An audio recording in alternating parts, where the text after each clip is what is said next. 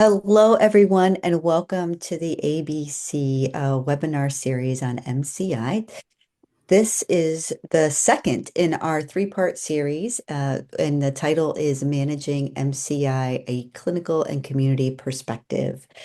This, as I mentioned, is a three-part series, which is generously sponsored by Eli Lilly and ISI. We appreciate their support to make this happen.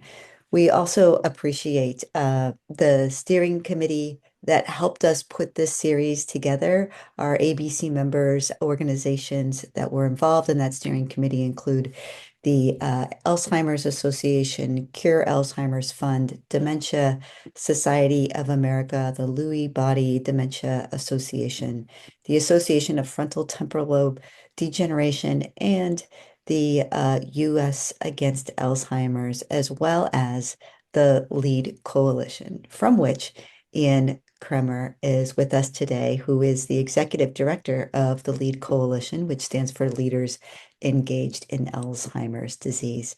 He will be graciously moderating this session today, and he also helped us formulate the programming of our entire series. So with that, we want to get to the topic of today. So Ian, we'll hand it over to you, and please take it away.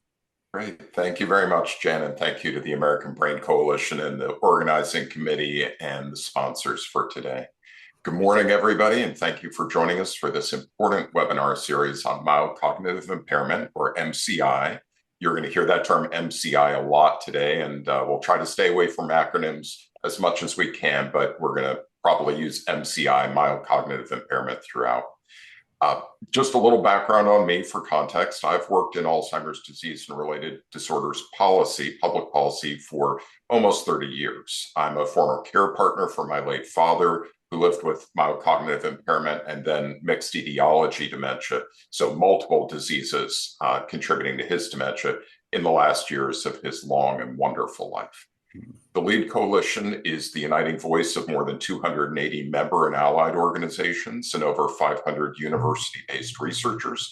We're all working collaboratively to reduce risk for cognitive impairment, improve detection and diagnosis, strengthen clinical and non-clinical supports, and the point of that, of course, being to enrich the quality of life for all people who are affected by these disorders and the people in their ecosystems.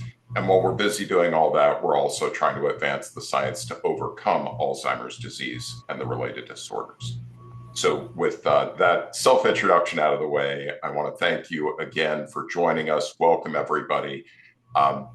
In our first session, we established a shared understanding of what MCI is, how it differs from both normal aging and dementia, and why it is so important to consider not only the clinical perspective, but also the lived experience of individuals and families who are experiencing these changes. Today, in the second session, we'll build on that foundation by exploring how MCI is currently managed in both clinical and community settings. We'll discuss evolving approaches to diagnosis and care, including the growing role of biomarkers and imaging, as well as support services and resources available to individuals living with MCI and their care partners. We'll also examine some of the challenges that continue to impact care, including barriers to diagnosis, care coordination, insurance and reimbursement issues, and disparities in access to services and treatments. And if you can believe it, we're going to do all that in about 56 minutes. We're grateful to have an outstanding panel of experts and advocates joining us for this conversation. I'm going to ask each of our three panelists to do a bit of an introduction for themselves, as I did for myself, but just to tee it up, I want to tell you who our panelists are today. We've got Dr. Kira O'Brien, who's a neurologist at the University of Pennsylvania's School of Medicine, Dr. Annalise Rahman-Filipiak, an assistant professor of psychiatry at the University of Michigan Medical School, personal note, go blue, and Mr. Jay Reinstein, who will share with us his lived experience. And I will just say on a personal note, Jay and I go back a number of years, and he's a good friend and a brilliant advocate. And I know you're going to enjoy all three of our panelists. So I'm going to get out of the way and let them introduce themselves. And Jay, Kira, why don't we start with you? Sure. Thank you, Ian. I am Kira O'Brien. I am a dementia specialist and a health services researcher. Clinically, I see older adults who are experiencing memory loss or other cognitive changes, try to figure out what's causing it, and then establish a comprehensive care plan. I'm also the medical director of our Guide Comprehensive Dementia Care Management Program. So, this is a nice Medicare model of collaborative comprehensive care that really supports patients with dementia and their caregivers. Um, in terms of my research, I really try to examine how to improve early detection of cognitive impairment, ideally in that MCI stage. I design interventions that incorporate advanced diagnostic tools, particularly for Alzheimer's disease, and then try to figure out how to streamline care for patients so that they're getting the right counseling, accessing appropriate supports for their stage. Some of the specific research questions that I have are how to best use blood biomarkers for Alzheimer's disease in the clinic, especially in primary care, to help achieve early and accurate diagnosis. How artificial intelligence machine learning can help identify patients who are at risk for cognitive impairment or who might have it, but it hasn't been diagnosed yet. And also how to support primary care providers to do that initial comprehensive assessment and start that care plan. I also do a lot of clinician and community education to try to increase knowledge around MCI and dementia and particularly dispel some common myths about them. And I also participate in some work groups thinking about how policy change can help us achieve early detection. Great, thank you. Annalise, you're up next. Thanks so much, Ian, and thanks to ABC for inviting us to be here. So I am a neuropsychologist by training. For those of you who might have undergone a neuropsychological evaluation in the past, it is, I promise, designed to pull out information about your cognitive strengths and weaknesses, but we know it's not always the most fun experience that you've had. So I do serve patients at the University of Michigan Medical School in the Department of Psychiatry, but a lot of my work is also in research, just like Kira. And in fact, we have a lot of overlap in the kinds of work we do, and we get to work together quite a bit. Broadly speaking, my research focuses on a few different areas.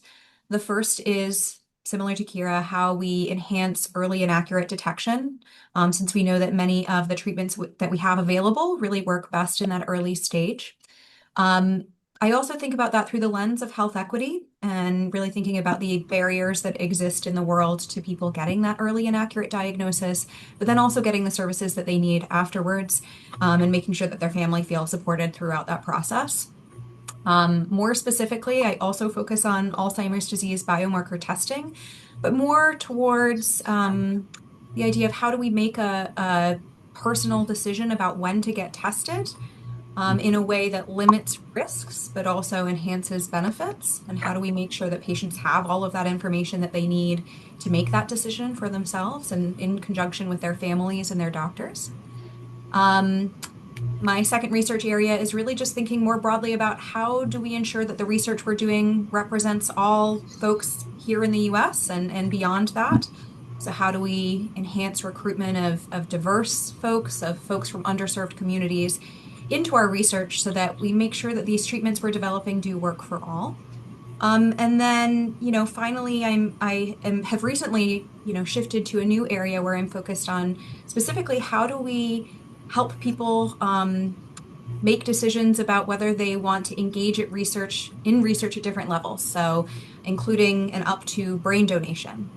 We know that that is an ultimate gift, and an incredibly, powerful one that people can possibly give us as researchers. So we're really trying to understand how we use community perspectives to enhance our process for that. On a more personal note, I want to note that I am a caregiver of a parent with mild cognitive impairment. Um, Many of us get into this field because we have a personal connection. That whole idea of research is me search. And that's very true for me. I have a strong family history of Alzheimer's. And so just incredibly grateful for this webinar and all the important work that ABC and all of your members do. Thanks. Thank you. And Jay, over to you. Yes, two very tough acts to follow. And I am not a doctor. I am what I call a patient advocate. I was diagnosed, I think maybe 5 years ago, initially with MCI, and then they've moved it to early onset. I served 30 years in local government. I loved what I was doing, and unfortunately, I started having some issues on the job with processing information, and my short-term memory really was shot, and it was a gut-wrenching decision to have to retire. So since retirement, I've made it my sort of lifelong purpose to advocate for others, whether it's going to Capitol Hill or meeting with state and local representatives on various Alzheimer's and MCI research, and as well as legislation. I feel a very good life, and this diagnosis is and my advocacy has given me purpose. So thank you. Thank you, Jay. So I want to let our audience know we're going to start with a conversation among the four of us, but we're going to save time, hopefully about 15 minutes at the end of this hour, for your questions. I would encourage folks to use the Q&A box at any time during this hour to send us questions. We'll try to take them as best we can in a logical order and weave them into the conversation as we go, or at least in that last 15 minutes. If there's anything we don't get to during this hour that you've asked in the Q&A box, if you have entered your name or any contact information, we'll be able to follow up and answer your question offline. So the only issue is if the question is marked as anonymous, then we won't be able to do that follow-up after the event. So with that, let's dive into the conversation. And Jay, I'd like to start with you and draw on your lived experience, your personal experience, and that of others you know. And I wonder if you could speak to what types of supports or resources have been most helpful to you, or again, others that you know who are living with MCI, and what gaps still exist for individuals and families in navigating mild cognitive impairment. Sure. I hope you can see me. I don't see myself, but can you see me? No, the screen is black. Maybe try turning off and on the camera. I have, but I'm going to start and I'm going to keep going. And I do apologize. I don't know what's going on. But anyway, I think some of the keys for me have been making sure that I receive that clear diagnosis early from that neurologist. And it really helped me better understand what I was experiencing, because I didn't know what was going on. And I did, as Dr. O'Brien said, I had the neuropsych, which I maybe both mentioned it, very painful experience, but it was also very critical. The other thing is, having that supportive family, whether it's my kids, my wife, always made a tremendous difference really in my journey. I've had the support circle, which is critical. And I will say this, isolation can lead to depression and early progression, I believe. I think connecting with others living with the disease early on was really a tremendous help to me. It really helped reduce those feelings of isolation. And I joined several support groups and got involved with the Alzheimer's Association. That was my first initiation with the association. Alzheimer's advocacy organizations like Us Against Alzheimer's and Alliance for Aging Research, Alzheimer's Association, all have been really critical resources and given me that sense of purpose that I was missing since my diagnosis. And actually, I serve on 3 boards, and that gives me that purpose and voice. And then I would say, too, learning about other treatments. For years, we had a couple drugs. I know Aricept they put me on that addresses the symptoms. Now we have drugs like lecanemab and donanemab that are available for the first time and really help people with those early stages of MCI. And it's so critical that you get that early diagnosis so you can get on these medications early so you don't pass up that window. If I could, I'd like to just sort of hit some gaps.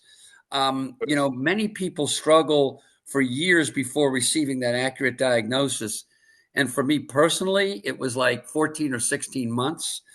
And before I got my official diagnosis, and there's still that significant stigma out there, regarding dementia and MCI, especially if it's at an earlier age. And I always remember folks saying, you don't look like you have Alzheimer's. And I always would say, well, what does that look like? Also, I had to apply very early for Social Security disability. There's a real gap when it comes to getting those health benefits, Medicare. Now it's 29 months once you get approved. And we're actually working with Voices of Alzheimer's with that new Bridge Act that will hopefully eliminate those 29 months, because it really can hurt a lot of folks once you lose that job, the income. And families often don't know where to turn immediately after a diagnosis, and support groups. And I had, all the financial stuff I had to put in place. And then finally, just access to specialists and support services is a challenge. And what helped me sort of navigate was having a social worker as part of my Duke treatment plan. And to this day, Janelli has been with me throughout and helps me navigate, answer those questions that sometimes aren't able to be answered in some of these underserved communities that don't have the resources. So thank you. And I'm working on the video.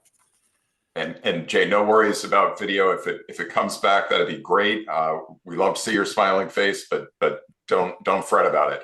I do want to ask you a quick follow-up, and understanding that you had access to Duke Medicine, which is a phenomenal world-class institution. Not everybody is so privileged, but did your clinician automatically or seamlessly connect you with the social work support or connections to community-based organizations, Alzheimer's Association, support groups locally, et cetera? Or was there a gap between those referrals, or did you have to go out and find things on your own?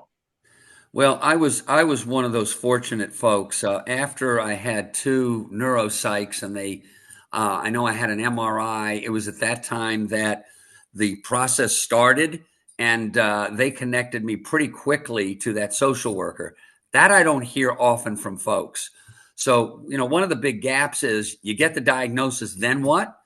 And the Alzheimer's Association, they have that 1-800 number, and I use them as well. And that sort of helped me find the pieces of that puzzle that I needed to help me and my family move forward in this journey, if that makes sense. That's really helpful context. And I will do some unsolicited free advertising for the Alzheimer's Association helpline, with the admission that I'm a veteran of working for the Alzheimer's Association the first 15 years of my career in this space. So the helpline number for anyone who needs it now or might need it in the future or be able to share it with others through your organization or individually, it's 1-800-272-3900. Memorized that a long time ago. Hopefully I'm getting it right.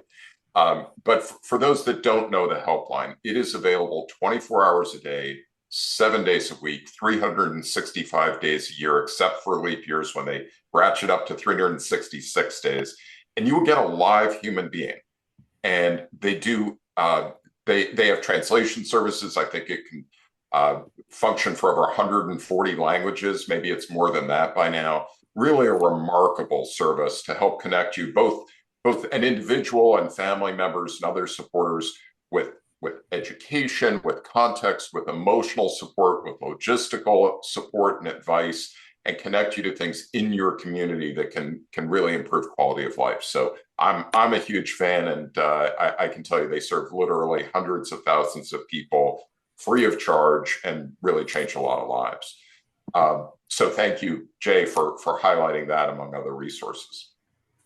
Kira, I'd like to turn to you next. And could you just share with us, how is MCI currently managed in the clinic, and what changes are needed at the levels of patient and family, primary care providers, health systems, health policy, anywhere you'd like to go with this, to improve detection of mild cognitive impairment specifically, so that we get at this early rather than once someone is already fairly far down the road and into active dementia? Sure. So, mild cognitive impairment, we like to say it's just a symptom. It's as if, saying, I have stomach pain, it doesn't tell you what's causing the symptom. So you have to dig deeper. And that's really what we try to do, in our clinic, is understand what is the underlying cause of this. Is it lifestyle, sleep apnea, poor sleep, depression, anxiety, or is there a neurodegenerative process, or both? Usually by the time patients get to me, it's most often due to something like Alzheimer's disease. But that doesn't mean we should ignore all of those other lifestyle factors that could be contributing to their day-to-day experience and symptoms. So we first, as Jay mentioned, we get cognitive testing, we do an MRI, and then for Alzheimer's disease, there are specific markers of the proteins that build up in the brain that we can use. So we can test for those in blood and spinal fluid, or via imaging. Um, and for Alzheimer's disease in particular, because there are disease-modifying therapies, it is important to get that biomarker confirmed diagnosis. So that is the sort of workup. And then in terms of management, it's twofold. It's medication and lifestyle. Um, I should say threefold, actually, medication, lifestyle, social support. So we, of course, offer the disease-modifying therapies if they're eligible.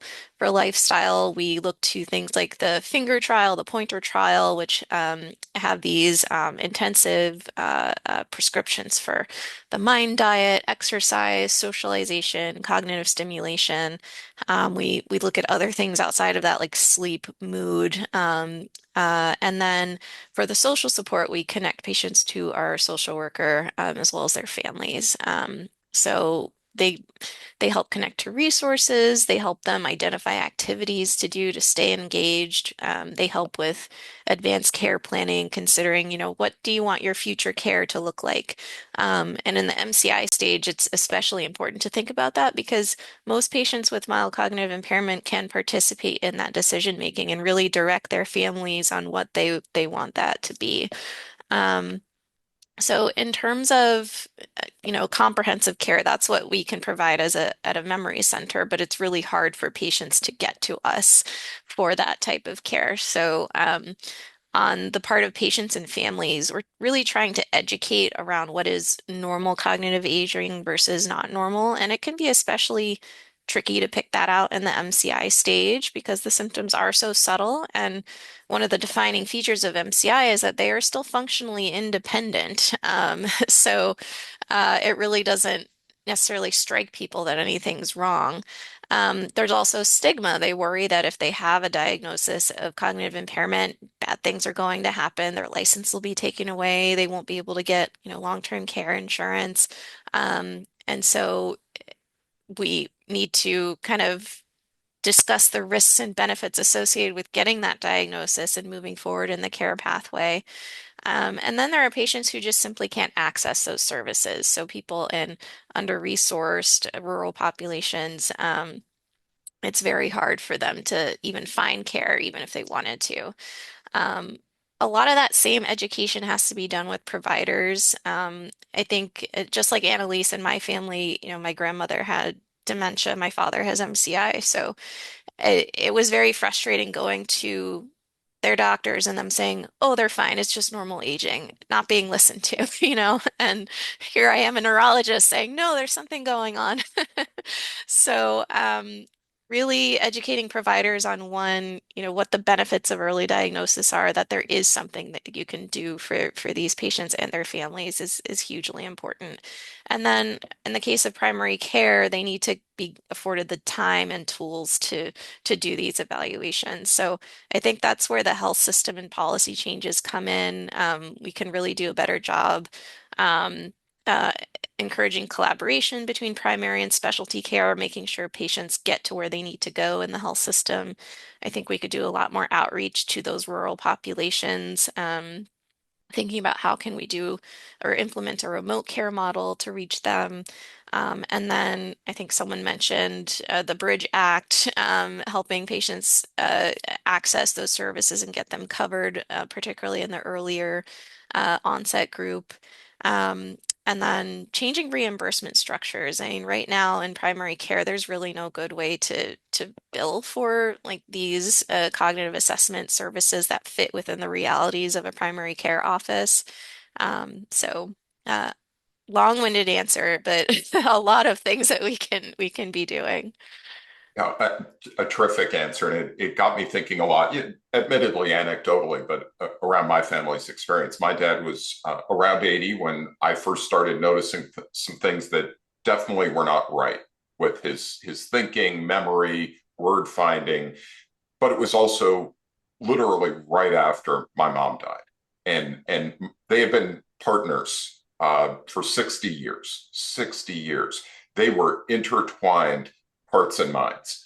And my dad had been my mom's caregiver, not for cognitive impairment, but for a range of physical conditions for probably the last, well, certainly for the last 10 years of her life in a very intensive way. So dad lost his life partner, but he also lost a tremendous amount of purpose when mom died. And we weren't sure how to sort out on our own what was the contribution of depression? What was the contribution of no longer having someone who subtly and probably unintentionally compensated for some deficits my dad might have been experiencing cognitively? And was this MCI? Because most of what we were seeing was, as I said, some word finding problems, some greater indecision, subtle things. But my dad had always been very independent. And when he seemed less independent fairly suddenly, thankfully, again, I had the privilege of having been around these issues for a long time professionally, knowing a lot of folks. We were able to get him evaluated pretty early and get information and get some clarity and get on the pathway to the testing that would sort out, Kira, to your point, not just the symptom of cognitive impairment, but the underlying pathologies that may have been contributing, and rule in and rule out some things. Dad had sleep apnea. He had other things going on too that could be confusing and confounding. The last thing I'll say before I go to Annalise with a question is part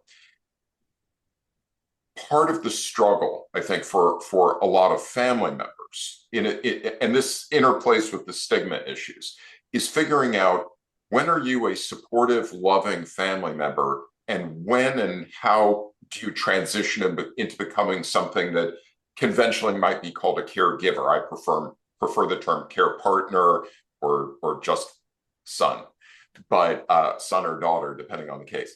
But that transition is, if that's tough on us, imagine how hard it is for the individual who's experiencing the cognitive impairment to think about the transitions in their own ability and their own independence and wanting rightly, in my dad's case and probably Jay's and so many others, hang on to as much of your autonomy and independence as possible while not hiding from the reality that there may be some health changes going on that need evaluation, clinical, and just interpersonal support.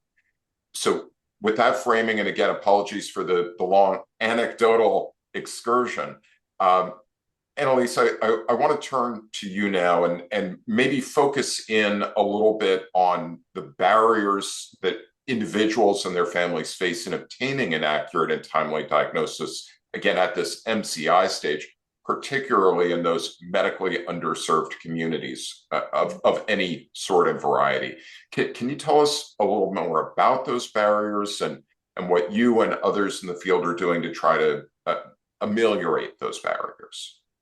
Yeah, absolutely. I first want to say, as a psychologist, first and foremost, I love the conversation around meaning. I think that's so important. Both you and Jay mentioned that, Ian, and really it's, we're so defined, especially here in the US, by our careers often.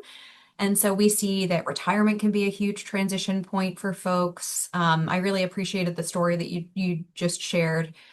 Too, I think these natural transition points that we experience as we get older are often points where we might notice changes come up in folks, but also that might cloud the picture. So I want to say thank you for bringing that to the forefront, and also the need to really see our loved ones, see our patients as people first, and not a diagnosis or an opportunity for a diagnosis first, although obviously that's a big part of our role. In terms of your question, to transition over to that, really there are so many different factors, some of which are really broadly systemic and some of which are really specific. We've already talked a little bit about just a lack of awareness of what's a normal aging process versus a warning sign. Um, those are it can be incredibly personal and really nuanced and subtle, so that makes it tough. There is a massive need for greater community health education about those things, and how individuals living their daily lives can really tease apart what might be one versus the other. Um, there's also really significant concerns about the impact of diagnosis in terms of discrimination. We know that certain populations experience discrimination disproportionately because of their perceived identities, because of different qualities. Um, but there are very real impacts sometimes of having a diagnosis that people fear. We've been talking about stigma in the sense of, being treated differently, even by family members who might be a little more hypervigilant. But there are also really significant barriers that may occur to someone when they first receive a diagnosis. They may worry about employment discrimination. They may worry about things like transportation limitations. So, will they, we hear so often from people, I was reticent to talk about this with my doctor because concerns about my losing my license. There are certainly some financial restrictions, sort of discriminations. Um, all kinds of those things. And again, that is important for everyone to consider and everyone to know about, but can potentially disproportionately impact those who are already experiencing discrimination. So just as an example too, if I'm living in the UP of Michigan, so a pretty rural area where there is currently one behavioral neurologist serving the entire area, and access to care is limited, but also access to a lot of sort of like daily resources is limited. If I lose my car, if I lose my ability to drive, that is more impactful than if I live in downtown Ann Arbor, where we have a fantastic public transit system. So it can compound some of those challenges.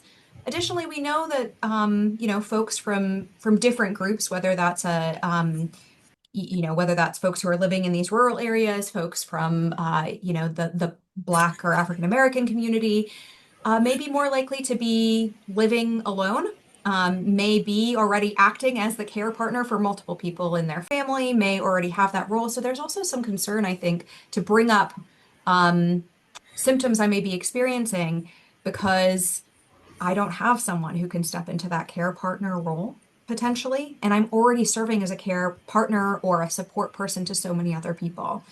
We see this really frequently in research. Many of our research studies require that you have a study partner. And one challenge is that a lot of people are living really independently and supporting others in so many ways that they're not really identifying a study partner or a care partner for themselves.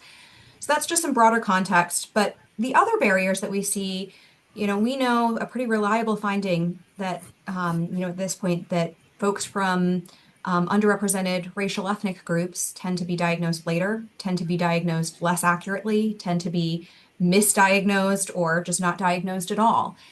There's a lot of reasons why that probably happens.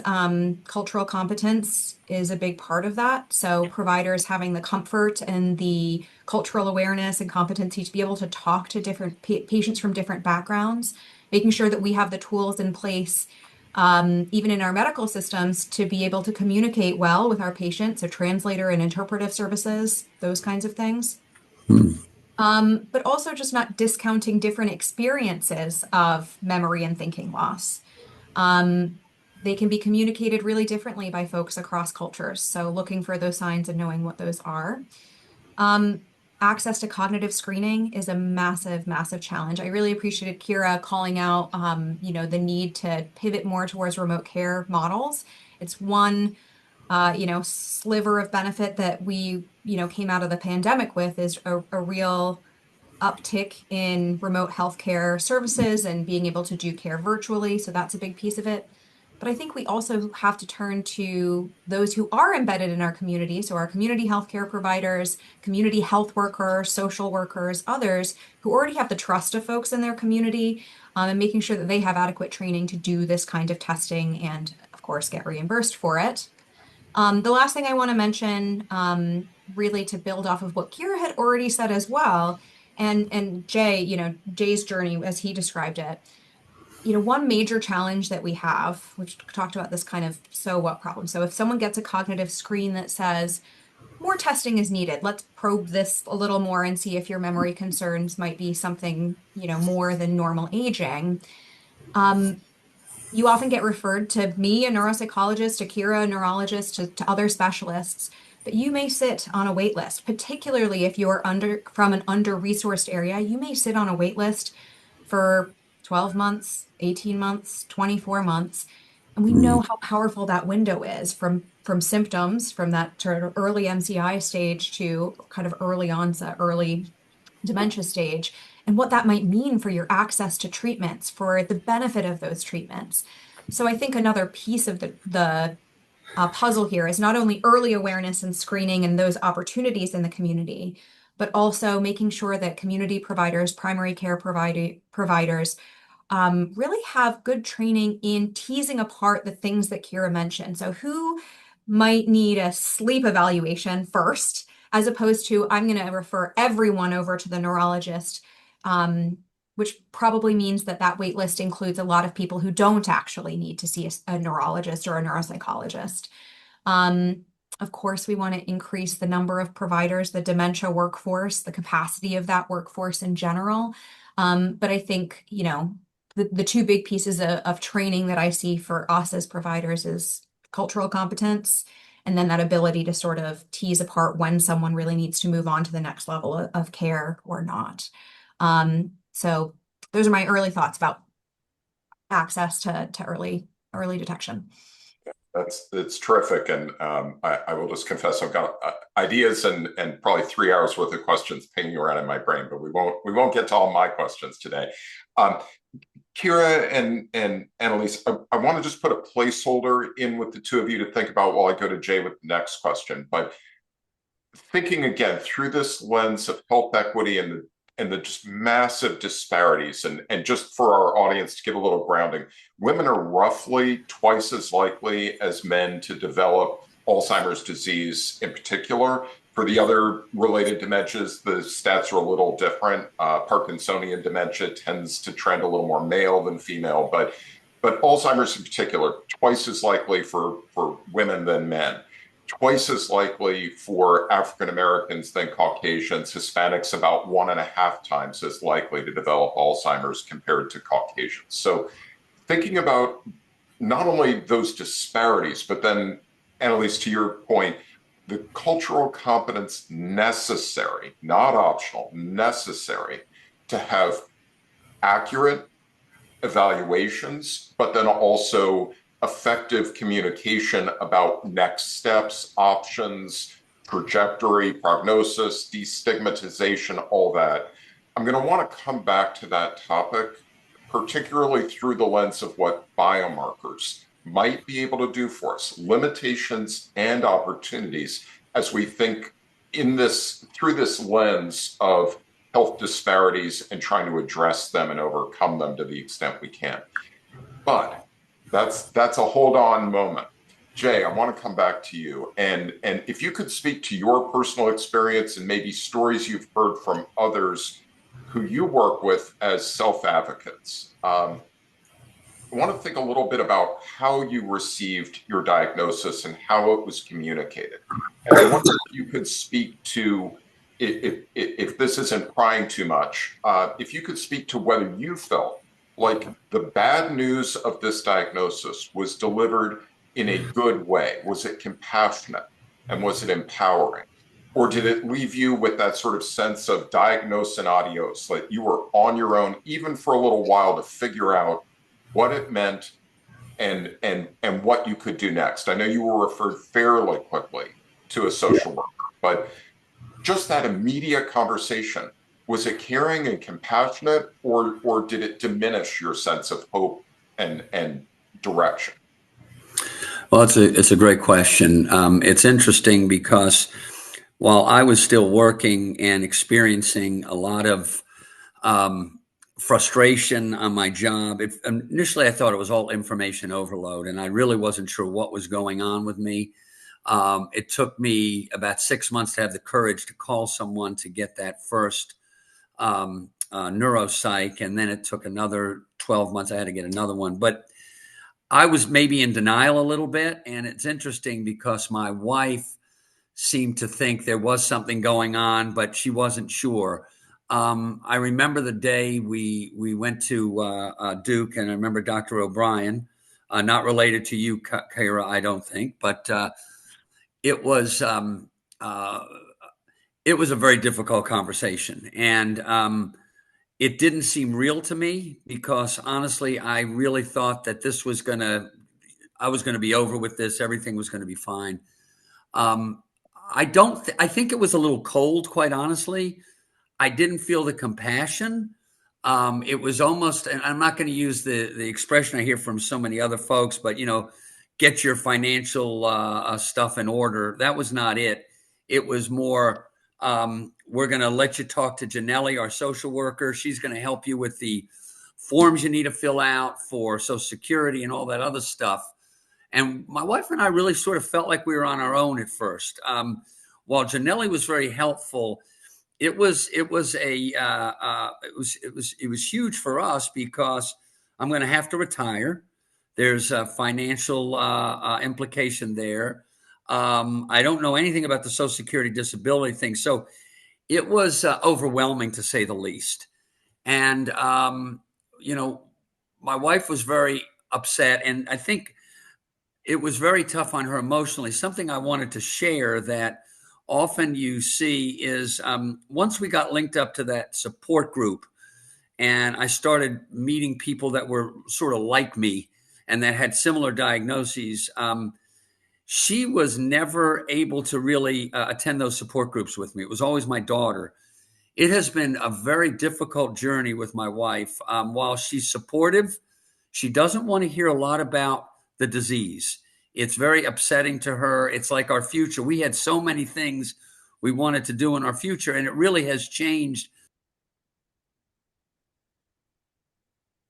Jay, I think we lost your audio, but we heard you. Yeah, and it looks like you're on mute, but we'll try to get you off mute. The last thing we heard was you saying that it's changed the plans that you and your wife had made for the years ahead, and that certainly I think resonates with everybody in our audience who's been touched by any of these disorders. Ultimately, good news, excuse me, bad news can be delivered badly or bad news can be delivered well. And we shouldn't take for granted that physicians or their allied professionals intuitively know how to give bad news well. We have to learn a lot of these skills. And so I want to turn back to Annalise and Kira. And Kira, if we could start with you and but picking up on that idea of how the emergence of accurate blood biomarkers might empower more clinicians and their teams to be more actively engaged in early detection and diagnosis.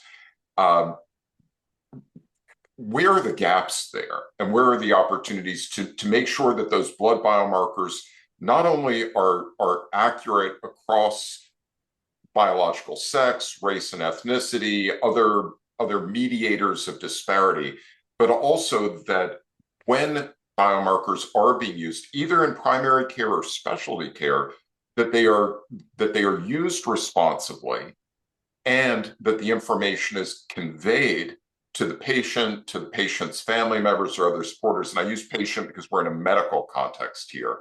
That it's conveyed in a way that is empowering and supportive, not, forgive the expression, overly clinical and technical, and then people feel at this loss, going back to Jay's point, emotionally, what do you do with this information if all you've been told is a sort of binary yes or no? You've got a clinically definable disorder. Yeah. So I will say first, this is very much an area of active research, and Annalise can chime in there as well. But I think one of the major challenges right now, there are so many different biomarkers available, particularly the blood biomarkers. And unfortunately, a lot of the companies that make them, not a lot of them, but some of them are in it for monetary gain. And so, it's not in their best interest to restrict the population of people who should get this test. But from a clinical responsibility side, we absolutely should be restricting that population. And so, one of the big things we are trying to work on is educating primary care about which patients are appropriate for testing. Um, so in general, we like to offer the test in patients where it's going to change their management or influence their care planning and decision making. So right now, people who do not have any cognitive impairment really should not be getting these tests done. Now, while it might impact planning decision making, there is no treatment that we can offer, no medication. Some argue that maybe it would help them, enact more lifestyle changes, but really everyone should be enacting those sorts of lifestyle changes. And I think that's what I just said is a little bit controversial. I think some people might feel like uh, cognitively unimpaired folks should be offered testing. And, this may change in a year when we might have medications for cognitively unimpaired individuals with Alzheimer's pathology in their brains. So, um, I will just say right now, there needs to be education on the appropriate patient population, which tests perform well, and which how to interpret them. They are not all equal, and that is a major point of confusion, even within specialty care. Um, Patients are coming in asking for these tests a lot of the time, and some providers will just order them without having a conversation of what the implications are. So when we get to communicating results, I think the communication process actually begins when you start talking about the test and think about, am I going to order this test? What are we trying to learn? How is this going to impact care? And then ideally, the patient, their care partner, and the clinician will have sort of shared decision making about whether to proceed with that. And then it becomes much more clear when you're delivering that result, like how that impacts care, what the next steps are. Um, in terms of someone who is having cognitive symptoms or has objective cognitive impairment and say has a biomarker that indicates it's due to Alzheimer's disease, um, uh, being able to deliver bad news effectively is a really important skill. And I, don't think that we train neurologists, dementia specialists well in that area. Um, so, there are all these different protocols out there, like the Spikes protocol for delivering bad news, but it really should start with like understanding the patient and care partner's goals, current understanding, preferences, and then once that news is delivered, making sure you have the emotional support available for them. Um, we do try to empower patients and say, there is absolutely something you can do to help slow this down. You can affect this disease. You can still have a good quality of life. But there are definite downsides, and it's okay to acknowledge those negative emotions. Not the emotions themselves aren't negative, the depression, the anxiety that comes along with it, and say it's totally normal to feel that, and we will support you and try to get you through this. So there's optimism, but there's also realism. This is a tough diagnosis to receive. I'm That's terrific. Annalise, please jump Yeah, in. I'm happy to. I mean, I just really agree with so much of that. Um, I want to echo this point about shared decision making and how important that is. And not just shared decision making between the patient and the provider, but also including family members. So kind of a combo of supported decision making and shared decision making together. We know that I think the latest rating was like the average PCP visit is like 17 minutes long. So it Mm. is, back to our point earlier, we need to make sure that our community providers, our PCPs have sufficient time to really talk about the risks and benefits of getting this kind of test. I do want to provide a couple highlights on those because I think they are important considerations.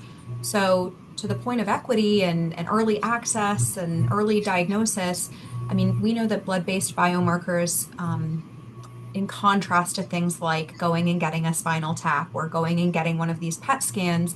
They are more accessible. They're a lot less painful or time consuming in some cases, a lot less risky in some cases. They're cheaper. So, for all of those reasons, it's a fantastic tool to potentially expand access to an accurate piece of the puzzle, at least for patients. But before I go to the bad news, I should say, as Kira's already echoed, having that information is really, really useful for a bunch of different reasons. So it's not going to tell us about the presence of all types of neurodegenerative disease or brain injury or brain infection or anything like that, but it will tell us about one of the most common causes of cognitive loss as we age, Alzheimer's disease. That can really help with how your doctor goes about monitoring you, how they go about certainly making decisions about treatment, helping you plan for the future. It can also be personally motivating and useful, right? So it can perhaps motivate people to engage in these lifestyle changes, things like diet or exercise. And while it is difficult, it can help maybe narrow the range of possibilities in the future or give you some better idea of what the likelihoods might be in the future. And that can be really powerful for things like financial planning, planning housing, where you want to live in the future, who will help make decisions for you if you become unable. All of those are great benefits. On the other hand, there are major limitations of these tests. As Kira mentioned, they don't work perfectly for anyone, and they work well or better for some people than others. Um, we talked at the beginning about, the importance of having representation in research, and we know that many of these tests were developed on mostly, highly educated, pretty healthy white women in many cases. We think that they mean something similar for other groups, but we still need to expand more research on that. Similarly, the tests can tell you about one piece of this puzzle, but they're not going to predict, for instance, if definitively you will develop dementia, what exactly your symptoms will look like, how soon those symptoms will develop, how quickly they'll develop. People's trajectories are really predicted by so many other things, so that's important to consider. And lastly, I want to mention some of the risks. So, at least as of right now, we do have legislation that protects things like genetic testing to some extent. So if you go out and get tested for the ApoE gene, that information is theoretically protected by law. However, at least at this time, there's some gaps in our current legislation such that if you decide to get this kind of testing and you don't already have, a diagnosis of mild cognitive impairment or dementia, if you decide to get this kind of testing, potentially, at least theoretically, it could be used to make decisions about whether you're eligible for long-term care insurance. We've heard anecdotally about cases of housing discrimination, of employment discrimination. So someone losing their job if their employer finds out about it. We think this is pretty low risk, but it's something that we've been studying. So Kira and I serve on a work group by the Alzheimer's Association that's really focused, along with many of the other partners from ABC, on enhancing protections. But this is why that shared decision-making process, having that conversation with your doctor early about how beneficial will this be for me and what are the potential risks for me is so important. On the communication side, I'm going to hurry through this because I know we don't have a lot of time, but I do just want to mention we have probably all had the experience of receiving a test in a message that comes through the portal, and not being able to get a hold of our doctors for a week or so afterwards. That's a horrifying reality and can happen. So there are some changes needed to the system just for that alone. But I think to build on top of what Kira has said, which I all thought was very true, I think we need to do a better job of assessing comprehension. So, do people understand what this test really means and what it doesn't? When we talk about a diagnosis, what does that actually mean? And not reducing people down to that. I agree. Ian and Jay mentioned this, the idea of empowering people. So this can be an opportunity to really take charge over a lot of the possible trajectory here by lifestyle planning, those kinds of things. And again, the caregiver focus. Gosh, Jay, your story about your wife was really powerful because I think so often care partners, when they hear this news, they're having a massive transformation in their head as well. They're concerned about their loved one, but they're also thinking about all the ways that they need to prepare and all the ways that their own lives will change as well, for good and for bad. And so making sure that we're communicating certainly to the patient, but also to the family members who will be involved as well. So thanks. Really, really helpful. And Jay, we've got about 5 minutes left, and I want to come back to you with one of the things that our audience has raised. Both this week and last week, this came up, and I wonder if you could speak to what individuals who got a new diagnosis of MCI. What are some of the practical steps that people like yourself can take to advocate for yourself and access resources, whether those are community-based resources or maybe even things through the medical system that the neurologist or geriatric psychiatrist or other specialists may not be affirmatively offering. Can you tell us a little bit about your self-advocacy? Yeah, absolutely. One of the things I wanted to make sure all along is I had a voice. I didn't want the health professionals talking to my wife. I want them to talk to both of us and me. Sometimes I felt excluded in some of those early conversations, and I'm not a very shy individual. So I would definitely try to do everything I could to redirect conversations. Um, the other thing I think that was really important for me and that helped us were the support groups that were out there. And also, for me, self advocating was the opportunity to work with our legislative officials. I work at the local and state and even the federal level, trying to get them to support some of our new legislative asks. Not everyone wants to be an advocate. I felt that it was sort of my purpose.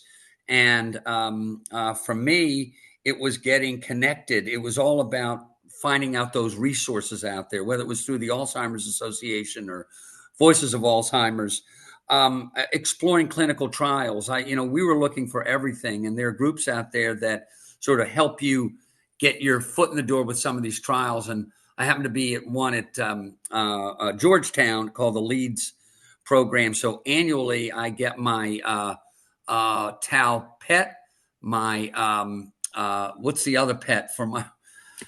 Anyway, I get PET scans, I get MRIs on an annual basis, and again, that helps me understand the progression and my family understand where we are.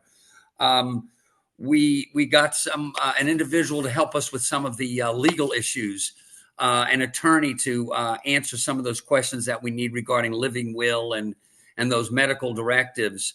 And then I think again, I'm going to go back to that social worker who has helped me sort of plug me into some of those areas that I could better advocate for myself and others, whether it's sitting on boards and making sure that I'm a voice on that board. I don't want to be just a box to check. I want to make sure that people are listening to me, but just getting involved. Regular communication, again, is really important. I thought that for me, it was important that, again, as I said earlier, doctors were listening to me.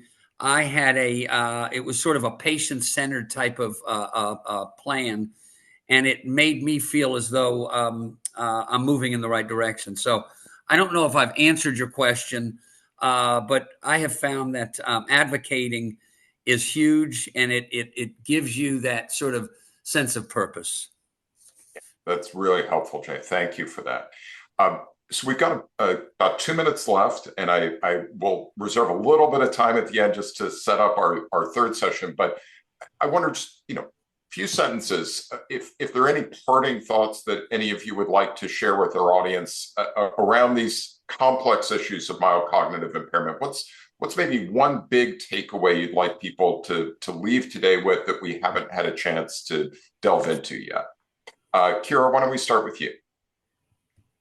Sure. I think in a lot of the work that I do, I have to prove that there is value to what we're doing. And I just want everyone to come away with the idea that there is absolutely value in early detection because it affords things that can really drastically affect the progression of symptoms and your future experience. So, without putting all the numbers behind it and given the data, I would say there definitely is value. Great. And Elise, how about you? I think, I would just like to use this as an opportunity to echo Jay's point on research, and that being another avenue, particularly for those that might not be already connected with a specialist provider. Research can be a really great opportunity, not only to move the needle powerfully on treatments and new testing and those kinds of things, which of course, the scientific benefit and the benefit to the world is important. But increasingly, researchers are not only being asked, but being required to think about returning individual level results back to research participants. So it can be another avenue to learn more about your health. So I encourage those that are on the call to think about getting connected with research. There's a lot of ways to do that, including through remote avenues, no matter where you are. So that would be my hope and suggestion. Terrific. And I'll just note there's biomedical research people can participate in, as well as what in the field, I guess we would call social science research about how do we better support quality of life and engagement for people living with cognitive impairment and better support their care partners. Jay, could you bring us home with one big takeaway that you'd like us to focus on? Yeah. Support and socialization to me matters as much as treatment. Getting a diagnosis is not a death sentence. It's just sort of changing that trajectory and that journey. And while there's certain things I can't do as well anymore, like they took away my license, I can't read books because I can't retain what I'm reading. What I do is focus on the things I do well. And I try to live life while I know the diagnosis isn't great. It's trying to just live life with glass sort of half full attitude and surround yourself with people, get into those support groups, look into the treatments that are available for the first time, and surround yourself with a good care team and family and friends. And I think that's such a critical part of life following a diagnosis. Thank you, Jay. Thank you, Annalise. Thank you, Kira. We are all focused on a real strengths-based approach.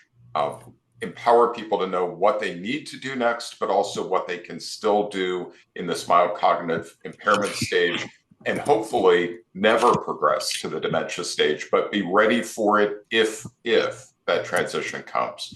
So I want to thank all of our panelists and our audience for sticking with us. This has been another remarkable session. We very much hope that you will join us next Thursday, June 18, for our third and final step in this webinar series. We're going to have a conversation with 3 additional panelists, and we're going to be focusing on promoting brain health and innovation. So thank you all for joining us. Wish you all a fabulous day and remainder of the week, and we will look forward to seeing you on June 18 for session 3. Be well, everyone.